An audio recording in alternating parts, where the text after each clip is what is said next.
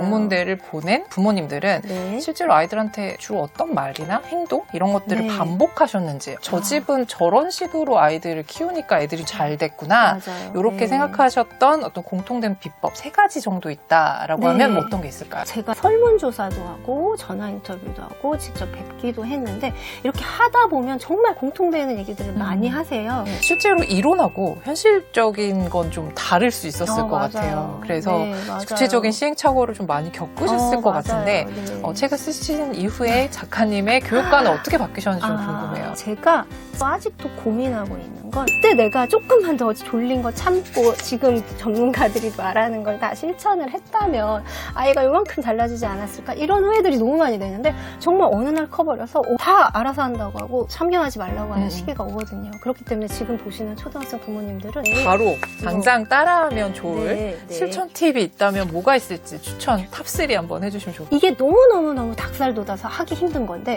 부모님들이 너무너무 추천하는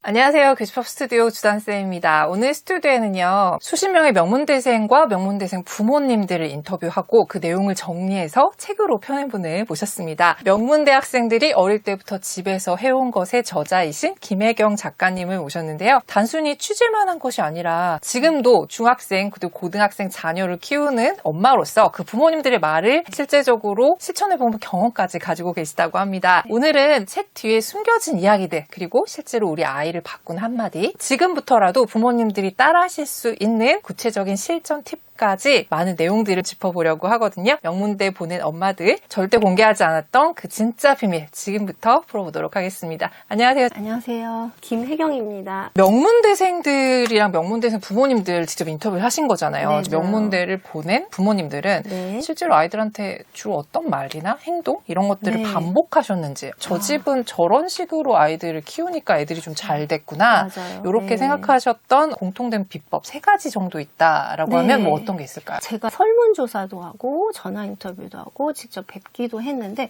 이렇게 하다 보면 정말 공통되는 얘기를 많이 하세요. 일반적인 가정에서 안 한다 했던 거 제일 첫 번째가 토론을 생활화한다는 거였어요. 버클리 대학교에 아이를 보내신 부모님하고 얘기를 한 적이 있는데 그분이 제일 강조하셨던 게 밥상머리 교육이라고 하셨어요. 근데 밥상머리 교육이 예절을 중요하게 하는 교육이 아니라 거기서 계속 이야기를 많이 나누는 그것을 굉장히 강조하시더라고요. 예를 들면 여행을 가야 된다거나 하면은 어디로 갈 것인가 어떻게 할 것인가 이런 거를 항상 같이 이야기를 나누는 거예요. 형제 자매가 싸울 때도 토론 형식으로 한다거나 싸울 때도요? 네네. 이렇게 토론을 하다 보면 아무래도 논리적으로 이야기를 할 수 있게 되고 다양한 주제를 이야기할 수 있게 되고 또 속마음을 이야기할 수 있게 되고 하는 여러 가지 좋은 점이 있었는데 중요한 건 이거를 저도 알고는 있지만 네. 실천하기가 너무 그렇죠. 어려운데 그걸 실천하시더라고요. 그리고 두 번째는 칭찬이었거든요. 네, 그런데 칭찬이라는 게 그냥 하는 칭찬이 아니라 구체적으로 칭찬해 주는 것 그리고 진심을 다해서 칭찬해 주는 것이 중요하다는 생각이 드는데 어떤 부모님이 아이가 초등학교 때는 계속 축구랑 야구만 했대요. 그래가지고 공부를 하나도 안 했는데 중학교에 간 다음에 공부를 조금 해보겠다고 하고 중간고사를 보고 엄마한테 막 전화가 왔는데 굉장히 잘 봤다고 막 자랑을 하더래요. 네네. 근데 점수가 엄마 생각보다 기대만큼은 잘하지 않은 거예요. 그런데도 그 아이가 너무 좋아하고 하니까 엄마 진심이 우러나서 너가 공부를 했으니까 그렇게 좋아할 만하다. 공부를 한 거에 대해서 굉장히 칭찬을 해줬다고 하더라고요. 그런데 그 아이가 나중에 서울대에 갔거든요. 그런 것처럼 진심이 우러나는 칭찬 그리고 구체적인 칭찬 이런 것들이 생활화되어 있는 게 달랐다라고 생각할 수 있을 것 같아요. 그리고 세 번째 중요하다고 생각했던 건 여행을 굉장히 중요하게 여기신다.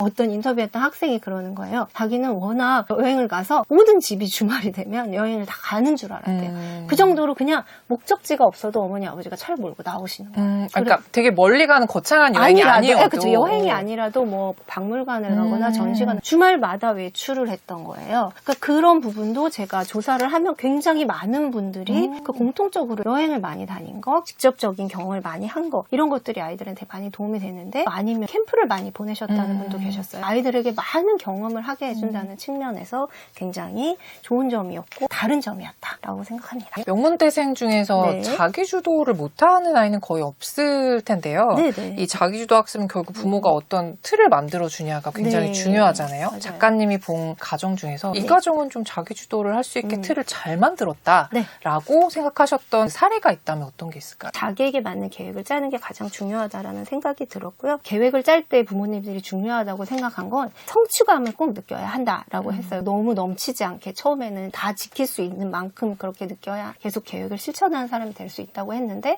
예를 들어서 우리가 도파민 얘기를 많이 하는데 네. 게임이나 좋아하는 걸 할 때만 도파민이 나오는 게 아니라 책을 읽거나 공부를 할 때도 이거를 이만큼 했어 내가 했어 라는 거 느낄 때 성취감을 느낄 수 있고 그때 도파민이 나온다고 해요. 그래서 계속 그 도파민을 얻기 위해서 공부를 하게 되는 것. 그렇기 때문에 부모님들이 성취감을 느낄 수 있게 계획안을 짜줘라. 이렇게 같이 또 그렇게 짜자라고 얘기를 하셨고 그리고 또 중요하게 얘기하셨던 계획을 다 실행하면 자유를 줬대요. 무엇이든. 네, 무엇이든지 할 수 있게. 그래야 성취감을 느끼고 난 다음에 내가 이걸 하고 나서 이렇게 쉴 수 있어, 놀 수 있어 라는 게 큰 보상이 되었기 때문에 잘할 수 있었다라고 얘기해 주시고 아이들이니까 보상도 어느 정도는 필요하다고 맞아요. 다들 네. 생각하실 텐데 맞아요. 이걸 전략적으로 잘 설계한 집이 있었다면 네. 어떤 집이었나요? 어떤 보상이 가장 현실적이고 그것도 아이의 미래에 도움이 되는 보상일까 이런 생각을 했는데 첫 번째는 그 행동하고 그 보상이 인과관계가 있어야 하는 거예요. 합리적이에요. 예를 들어서 어떤 어머니 얘기를 들었는데 아이가 좀 어린 아이인데 엘리베이터 안에 손잡이에 막 매달리고 올라간단 말이에요. 여기 너 올라가면 집에 가서 간식 안 줘 이렇게 얘기해요. 이거는 저는 아니라고 생각을 하는 거죠. 왜냐하면 손잡이에 매달리는 행위와 간식은 아무 상관이 없잖아요. 그러니까 너 자꾸 이렇게 손잡이에 매달리면 넌 이제 엘리베이터를 탈 수 없어. 그러니까 일주일 동안 엘리베이터를 타지 않고 걸어 다녀야만 해. 이렇게 얘기를 해주면 내가 엘리베이터 사용법을 잘 몰라서 벌을 받는구나. 그리고 또 정확한 기간하고 구체적으로 정해줘야 하거든요. 예를 들어 100점 맞으면 뭐 게임 시간 늘려줄게 이렇게 그냥 말하는 게 아니라 게임 시간 늘려준다고 하면 2주일 동안 하루에 20분 이렇게 구체적으로 해야 해요. 보상을 그냥 허투루 정하시는 게 아니라 몇 년, 몇 달 이렇게 일정 기간 오래오래 이렇게 지킬 수 있는 것들은 계속 지켜야 그게 효과가 나타나더라 이렇게 얘기를 하셨어요. 그게 굉장히 중요하고요. 그리고 두 번째는 초등 저학년 때는 눈에 보이는 스티커나 보상이 굉장히 중요하고 고학년이 되면 될수록 그 스티커가 내면으로 들어가야 되는 거죠. 내면의 스티커가 돼야 되기 때문에 이런 활동들을 계속 하다 보면 그런 규칙들을 정하지 않아도 내가 이렇게 해야겠구나 이런 것들이 마음속에 생기는 것 같아요. 그리고 이런 벌과 보상을 줄 때 가장 중요한 것. 목표가 예를 들면 스마트폰에 대한 보상이나 벌이라면 스마트 기기를 현명하게 사용하게 하는 것이 목표가 돼야 되는 거죠. 보상을 줄 때 10분이야 20분이야 이렇게 늘어나지만 결국에는 너가 나중에 스스로 조절할 수 있게 되는 것이 목표가 되게끔 보상을 정해야 한다. 명문대 보낸 부모님들 중에서 아이에게 공부하라고 말하셨던 분들도 있긴 하셨을 거예요. 물론 네, 스스로 잘하니까 그런 말을 할 필요가 없었던 아이도 있겠지만 하신 분들도 있으실 텐데 그걸 어떤 식으로 전달했는지에 따라 아이들이 맞아요. 또 받아들이는 게 달랐을 것 같고요. 네. 그리고 어떤 특정한 말을 해서 아이한테 정말 큰 지대한 영향을 끼쳤다라고 생각하셨던 어떤 문장이나 이런 게 기억나시는 게 있을 것 같은데요. 제가 이 책을 쓰기 전에 초등 어머님들한테 어떤 게 궁금하냐는 설문조사를 했었어요. 근데 그 중에서 되게 많이 나왔던 질문 중에 하나가 공부해야 하는 이유를 어떻게 설명해줘야 하나요? 였어요.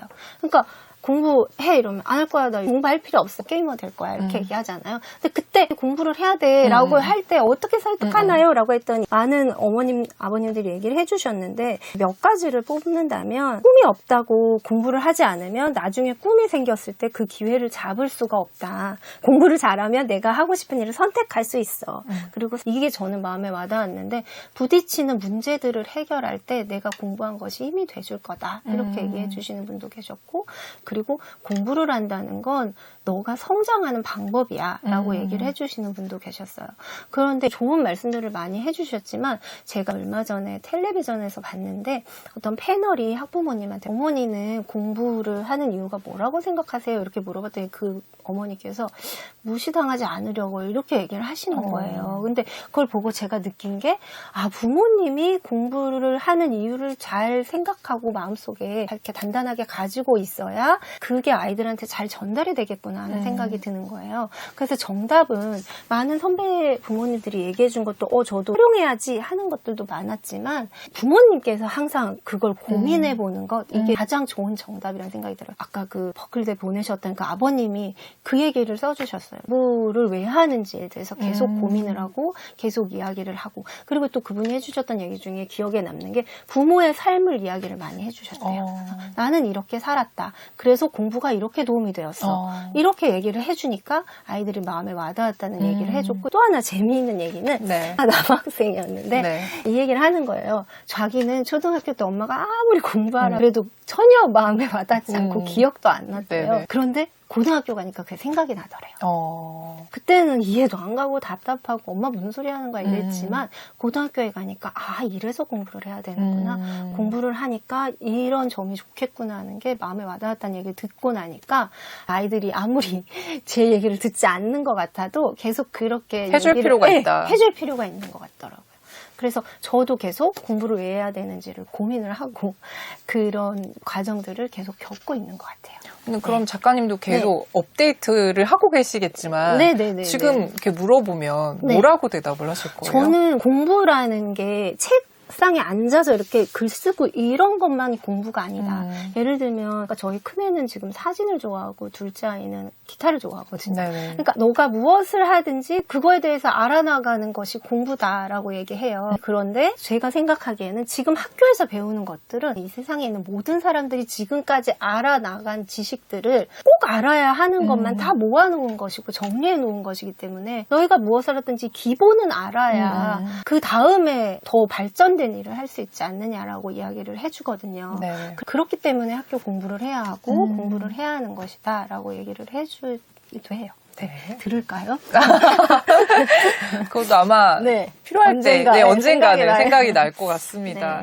좀 전에도 계속 자녀분 예시를 들어주셔서 보시는 분들이 그래 저렇게 인터뷰를 통해서 많은 분들에게 가르침을 받고 실제 적용을 해보신 거구나 라는 생각들을 하셨을 텐데 실제로 이론하고 현실적인 건 좀 다를 수 있었을 것 같아요. 그래서 구체적인 시행착오를 좀 많이 겪으셨을 것 같은데 책을 쓰신 이후에 작가님의 교육관은 어떻게 바뀌셨는지 좀 궁금해요. 제가 아직도 고민하고 있는 건 굉장히 허용적인 부모인 것 같은 거예요. 모든 부모님들은 굉장히 인자하고 잘 기다려주시고 모든 걸 다 대화로 해결하시잖아요. 근데 사실 저는 대화로 해결을 해야 하는 경우도 있고 대화가 되는 경우도 있지만 대화가 안 될 때도 있고 그리고 이건 대화할 일이 아닐 때도 있잖아요. 이게 대화로 될 일인가. 혼도 내야 하고 강하게 나가야 할 때도 있는데 그 선을 잘 정하지를 못하는 거죠.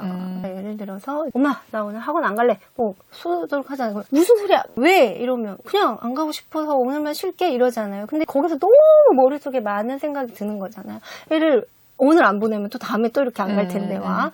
아니면 근데 안 가고 싶다는데 하루 좀 쉬게 해줄까 와. 이렇게 허용적인 부모가 돼야 될 것이냐 강제로 해야 돼. 이런 사이에서 고민하고 있는데 고등학생이 된 저희 큰 아들이 그러는 거예요. 자기가 아는 엄마가 많지는 않지만 그중에서 엄마는 제일 좋은 엄마인 것 같아. 이런 말을 해주는 거예요. 그래서 너 왜 그렇게 생각을 해? 그랬더니 엄마가 내 얘기를 잘 들어주고 존중을 해줬던 것 그런 것들 때문에 난 엄마가 제일 좋은 엄마라고 생각한다라고 하는 거예요. 그래서 그때 제가 깨달은 게 물론 그때 제가 속았을 수도 있죠. 사실 놀러 갔을 수도 있고 제가 그때 잘못했을 수도 있지만 중요한 건 아이에게 남은 것은 엄마가 내 얘기를 들어줬네. 엄마가 혹은 속아줬네. 엄마가 나를 인정해줬네. 존중해줬네. 이게 남았구나. 이런 생각이 드는 거예요. 사실 초등학생들하고 대화 어려워요.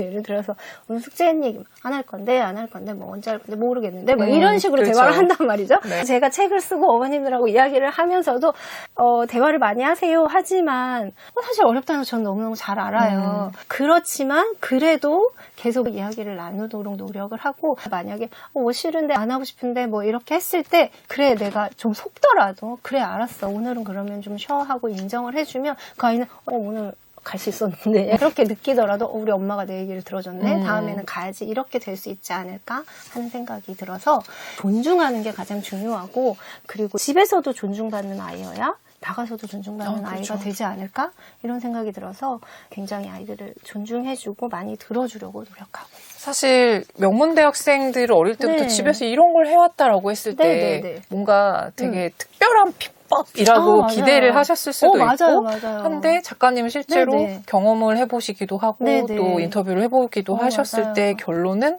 네. 그것만은 아니다라는 생각을 하셨겠네요. 맞아요. 또 그랬어요. 이게 고등학생 인터뷰였습니다. 이 비법이 좋아요. 이렇게 하세요 하고 꼭 집어주는 게 있을 거였을 텐데 초등학생 이야기다 보니까 크게 다른 점은 없었던 것 같아요. 초등학생 시절에 정말 작은 차이인 것 같고 이 방송 보시는 분들 아마도 이론은 정말 빠삭하지만 실천하기가 너무너무 어려운 거예요. 그 부모님들이 정말 다른 점은 실천했고 그걸 아이들이 잘 받아들여줬고 그것이 눈으로 보이는 결과로 나왔다는 거가 제 생각에는 다른 점인 것 같아서 그때 이렇게 해줬으면 좋았을 것 같고 그때 내가 조금만 더 졸린 거 참고 지금 전문가들이 말하는 걸 다 실천을 했다면 아이가 이만큼 달라지지 않았을까 이런 후회들이 너무 많이 되는데 정말 어느 날 커버려서 다 알아서 한다고 하고 참견하지 말라고 하는 시기가 오거든요. 그렇기 때문에 지금 보시는 초등학생 부모님들은 알고 있는 거를 실천하시면 좋을 것 같아요. 그래서 네. 알고 계신 거를 실천하시되 너무 많아서 그중에 또 뭘 해야 될지 모르겠어. 네. 이런 분들한테 네. 바로 당장 따라하면 좋을 네. 실천 팁이 있다면 뭐가 있을지 추천 탑3 한번 해주시면 좋겠어요. 이게 너무너무 닭살 돋아서 하기 힘든 건데 부모님들이 너무너무 추천하는 거 칭찬 리스트를 만들어서 붙여라. 이거를 저도 잘 못하겠더라고요. 이게 너무 후회되세요? 네, 근데 후회돼요. 되게 쑥스럽고 그래서 못했거든요. 말로는 칭찬을 많이 하려고 노력을 하지만 붙여놓는 거 이런 거가 어려워요. 근데 정말 그걸 실천하신 분들은 정말 몸에 와닿는 경험을 하셨기 때문에 얘기를 하신 거잖아요. 최근에 제가 집 정리를 하는데 유치원에서 아이에 대한 30가지 칭찬을 적어주세요라는 게 나온 거예요. 근데 제가 거기다 30가지 칭찬을 적은 거예요. 7살 때 저희 큰애. 근데 그거를 저희 아이가 옆에서 계속 보고 있더라고요. 근데 그걸 보면서 정말 초등학교 때 정말 자주 말로만이 아니라 눈으로 나는 정말 이렇게 생각해. 나는 네가 이걸 정말 잘한다고 생각해. 이렇게 아이가 어렸을 때 해줬다면 굉장히 효과가 컸을 것 같다. 이런 생각이 들어서 지금 당장 냉장고에 1, 2, 3, 4, 5 누구 이름 써가지고 나는 너를 칭찬해. 이런 걸 잘해. 이런 걸 좋아해. 이렇게 해주시라고 말씀드리고 싶고 그걸 주기적으로 바꾸고 부모님이 써쓰기도 하고 본인이 써요. 나의 칭찬을. 네네. 그러면 굉장히 자존감이 높아지거든요. 그렇게 하는 게 굉장히 중요했고 그리고 이제 인터뷰하신 한 분이 어떻게 얘기하셨냐면 온 가족의 칭찬을 다 적어주셨대요. 그러니까 제일 잘 보이는데 큰 종이를 해놓고 매일매일 하루에 하나씩 아빠 칭찬, 엄마 칭찬, 형 칭찬 이런 식으로 해서 그거를 6개월을 실천했다. 1년을 실천 이렇게 얘기를 해주셨거든요. 그런 거는 굉장히 오래 실천을 하셨다고 하시더라고요. 근데 처음에는 뭐 불편해 싫어 이렇게 하던 친구들도 했고 그게 굉장히 도움이 많이 된 것 같아서 제가 사실 조금 아쉬운 부분이 이 부분이기 때문에 부모님들에게 칭찬을 하는 것 그게 눈에 보이게 하는 것 이게 굉장히 중요하다라고 지금 당장 붙이셨으면 좋겠고 네. 두 번째는 이것도 제가 잘 안 되는 것 중에 하나지만 그래도 이거는 저는 그래도 조금 실천을 해보려고 노력했던 것 중에 하나는 아까 토론이 중요하다고 했잖아요. 인터뷰했던 분 중에 한 분은 매주 토론 주제를 적어 놓으셨대요. 미리. 학교처럼 첫 번째 주제는 여행 갈 곳 정하기. 일주일에 한 번 1시간 이렇게 시간을 정해 놓으시더라고요. 토요일 저녁 8시 이렇게. 그래 놓고 리스트를 다 적어 놓는 거예요. 그러면 그거를 아이들이 보고 이거 해야겠다 저거 해야겠다 이렇게 해서 여행 갈 곳 정하기 뭐 집에 물건 살 것 예를 들면 강아지를 기르고 싶은 친구가 있다 그럼 적어놓고 이렇게 해서 리스트를 다 적어놓고 그날 토론 주제 일주일에 한 번이면 일주일에 한 번 이렇게 해서 토론하는 것 이걸 정말 실천을 하셨더라고요. 그래서 굉장히 도움이 많이 됐고 그리고 또 이제 중요했던 게 갈등이 생겼을 때 그 갈등도 토론으로 아까 해결한다고 했잖아요. 그런 것들을 정하고 실천하는 그래서 지금 당장 해야 할 일은 토론 리스트를 만들고 이야기를 나누는 것이 중요하다는 생각이 들어요. 그리고 세 번째는 말투 바꾸기. 이것도 너무나 많은 전문가들이 얘기하지만 저는 제가 잘한다고 생각하고 있었어요. 전문가들 이러잖아요. 명령어 하지 말아라. 해! 하지 마! 뭐 이렇게 하지 말아라. 그래서 전 그런 줄 알았어요. 네네. 예를 들어 게임을 하고 있어요. 게임 그만해. 너 언제까지 게임할 거야. 뭐 이렇게 뭐 하루 종일 게임만 할 거니. 뭐 이런 말을 저는 안 하는 줄 알았는데 책을 쓰고 인터뷰를 하고 나서 보니까 저도 편하고 친하다고 생각하니까 문 열고 너 지금 얼마나 오래 했는지 알아? 뭐 그만해. 막 하지 마. 막 이렇게 얘기를 하고 있더라고요.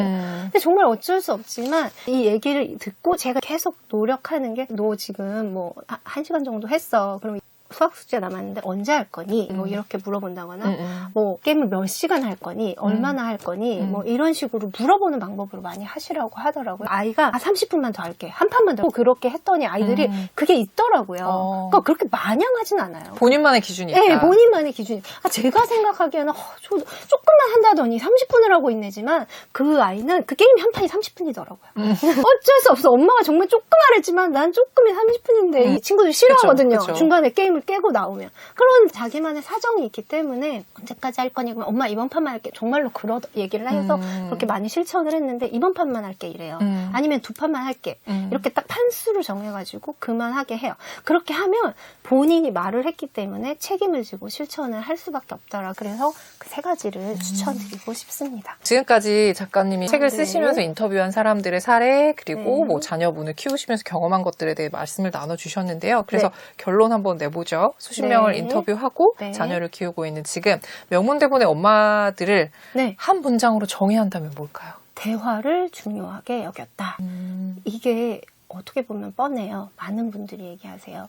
근데 인터뷰하면서 약간 눈물이 났던 게 있었어요. 맞벌이 하시는 어머님이셨는데 대화를 너무너무 하고 싶은데 항상 늦게 들어오고 시간이 없구나. 시간이 없죠. 하지만 그래도 목표를 30분으로 정해서 유치원 때부터 이렇게 계속 하루에 30분이라고 지켰는데 못하는 날은 편지를 쓰셨대요. 그래서 머리맡에 두셨대요. 아까도 실천을 강조를 했는데 저는 못할 것 같거든요.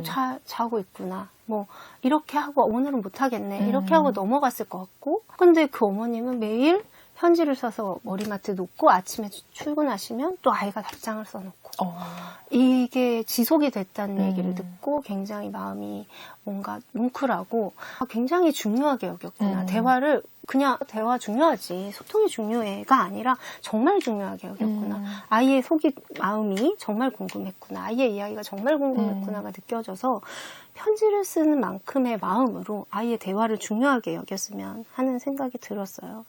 그리고 사춘기의 특징이 대화의 단절이거든요. 그러니까 이게 안 되게 하려면 정말 잘 지내게 하려면 어릴 때부터 초등학교 때까지 대화의 방법이 어떻게 되든 간에 대화를 이어나가는 부모가 정말 잘 하시는 부모님이시구나. 그리고 그 대화를 잘한 학생들이 잘 컸구나. 이런 생각이 정말 많이 들었어요. 그래서 제가 어릴 때 기억에 남는 거 잘했다고 생각하는 게 뭔가요? 뭐 이러면 정말 많은 분들이 소통, 대화, 제 말을 잘 들어주셨어요.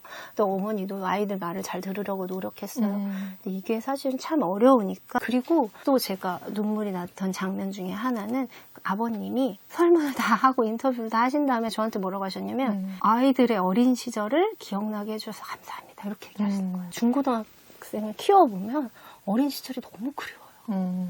그리고 다시 돌아오지 않아요. 그리고 내가 아무리 지금 열심히 이렇게 키워야지 해도 그게 먹히거나 들어가지 않아요. 하지만 초등학생 부모님들이라면 정말 지금 굉장히 좋은 시기고 행복한 시기이고 가능성이 열린 시기니까 그 어린 시절에 부모님이 할 수 있는 거 다 해주시고 물론 참아야 되고 힘들고 스트레스 받고 다 있죠. 근데 지금만 참으면 그래도 아이들은 언젠가 크더라고요. 그러니까 다시 오지 않을 시간이기 때문에 부모님과 아이가 대화를 돈독히 하면서 굉장히 즐거운 시간을 즐기시면서 하시길 바랍니다. 네, 오늘 이렇게 가슴 뭉클하고 감동적인 얘기 들어봤는데요. 수고 많이 하셨습니다, 작가님. 네, 감사합니다.